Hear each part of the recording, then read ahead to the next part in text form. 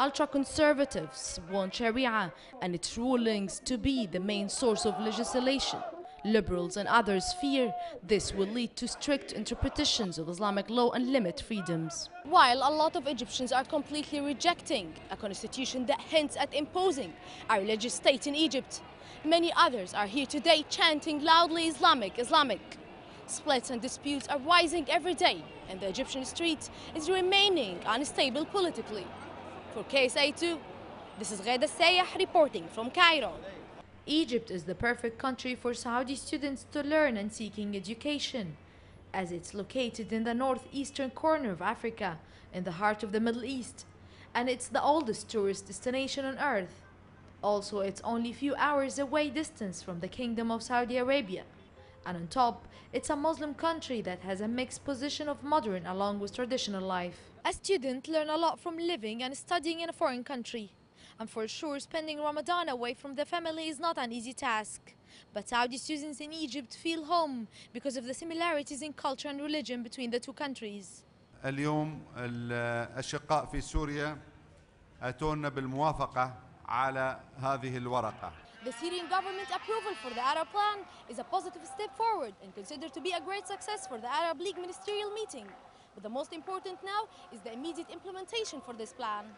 Egypt's president has scrapped tax increases hours after they were announced in an apparent bid to woo the electoral ahead of the controversial referendum on a new constitution. He has decided to hold the tax decisions until the level of public acceptance is made clear. The reasons behind protesting against the Egyptian president, Dr. Mohamed Morsi, are increasing every day with every new decision he takes. The Egyptian street is still divided, but the situation could turn to be totally different if the constitution referendum got accepted. Violence has engulfed Egypt since President Morsi issued a decree granting himself sweeping powers, the thing that provoked political forces who decided to stage a sit-in in Tahrir Square till the president meet their demands, and were further angered when an Islamist-dominated assembly pushed through a draft constitution the opponents said did not probably present the aspirations of the whole nation. But as announced, it's expected that the Egyptian president would address an influential message with important news for the Egyptian people later on Thursday that's supposed to include a presidential initiative to resolve the crisis. Meanwhile, demonstrators are still staging sit-in here in Tahrir Square as their main place to express their stances.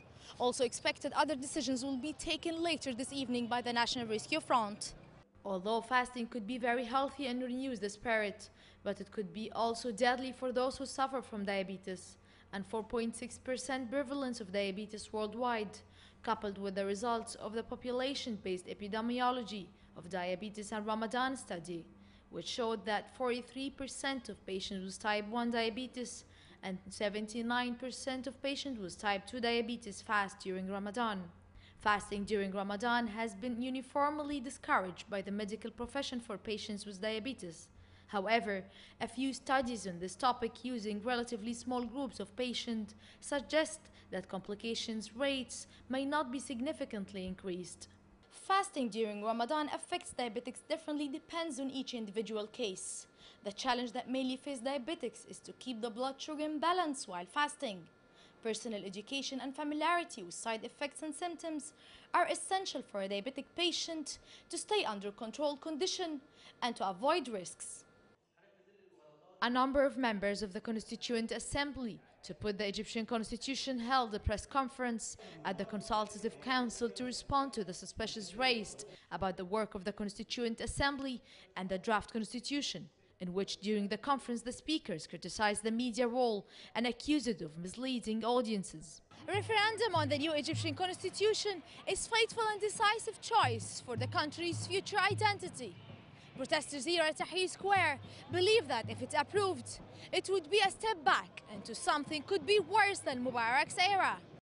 هذا المؤتمر الصحفي سببه الرئيس هو التحدث عن زيارة فخامة الرئيس المصري محمد مرسي للمملكة العربية السعودية. It's very obvious that both Arab leaders are keen to strengthen the relationship between the two Arab powerhouses. The Saudi-Egyptian ties are not only important for both countries, but also for the stability of the whole region. For KSA2, this is Ghada ElSayeh reporting from Cairo. In a massive turnout unprecedented for decades, Egyptians head to the polls in droves in what looks to be historic of Egypt's first parliamentary election. Egypt is entering the next stage of its political transition with these parliamentary elections, a process that started and is expected to continue for 3 months. But after a tumultuous year and now more than a week of violent demonstrations, many Egyptians are anxious about their country's future. Most people here say they have never voted for any elections before because they believe it was totally corrupted. But at this day, Egyptians head to polls for the first vote because they believe it's fair and they are establishing the beginning of democratic rules. Egyptians fought at Tahrir Square for months in order to witness this day. For KSA2, this is Ghada ElSayeh reporting from Cairo.